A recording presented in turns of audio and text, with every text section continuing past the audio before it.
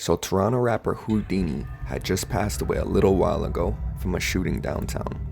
For those who may not know, Houdini was a 21-year-old rapper from Driftwood. He was killed in a brazen daylight shooting. A memorial vigil was held for him on Tuesday night, but it didn't go without incident. Let's take a look at the news report. Suspects after two people were shot at a vigil for a man who was killed in the entertainment district a couple of weeks ago. Officers were called to this scene. This was the gathering on Beverly Hills Drive near Jane and Wilson around 11:30 last night. Police say two men, one in his 40s, one in his 20s, walked into hospital with gunshot wounds shortly thereafter. The shooting happened as mourners gathered behind this building to remember Demario Jenkins. So this shooting occurred behind a bar that was near Jane and Wilson, a little bit south on Beverly Hills Drive, right on top of the highway.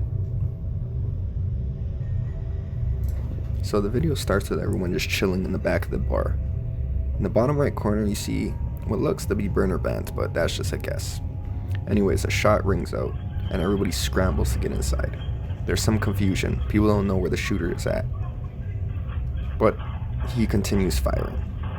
Now for those still outside, they hide behind a dumpster. Now in survival mode, most of them pull out their own guns and return fire. The man with the yellow cross on his back returns fire first, before running inside, allowing one more to squeeze in behind him. The shooting continues. The man in the gray sweatshirt fires a shot before running inside. Now the man in the red sweatshirt is in charge of returning fire. He kind of leans around the dumpster and continues firing back, in a kind of crab stance. Now there's a little gap in the shooting which allows for most people to get inside. And then the video ends there.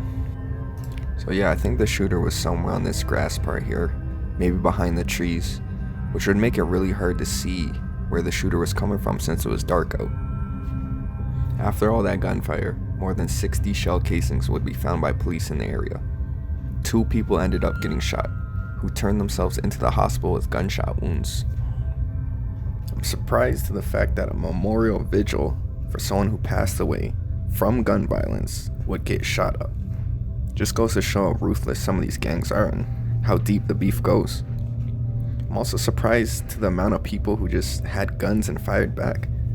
Must have been at least 5 or 6 people who had guns on them and shot back. Apparently there has been some people who've been charged in relation to this shooting, but the police haven't released really any information or any names, so it's just all hearsay for now.